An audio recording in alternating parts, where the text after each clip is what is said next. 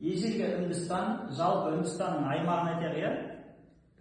Азияның оңтүстігі, Үнді түбегі, Гималай таулары, Декан тауы үстірті. Бұл Үндістанның аймағы.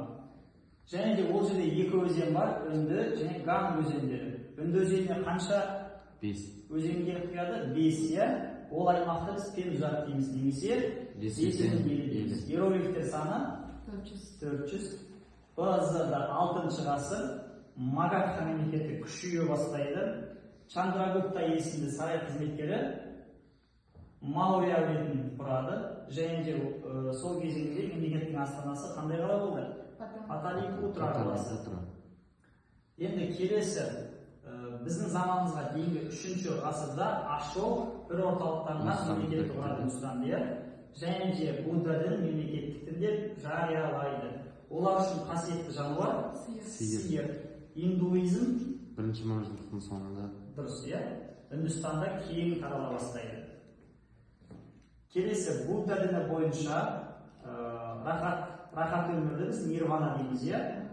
Және де бір жылды қаншаға бөлді? 360 күн. 360 күн, әр айда 30 күн, иә?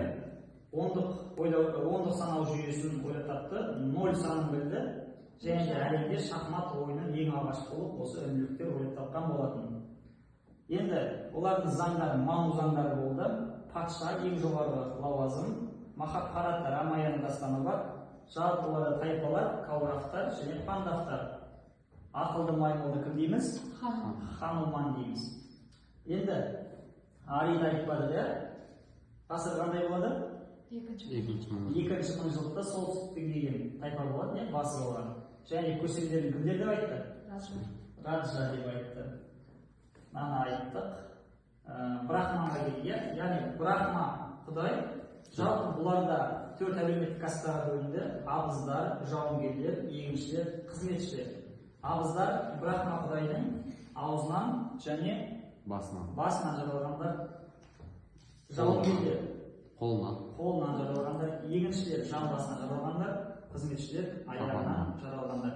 Және ежелгі Үндістанның жалпылама тілі қандай тіл болды?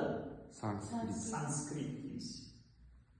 Жалпы түсінікті ғой, иә? Иә, түсінікті. Жақсы.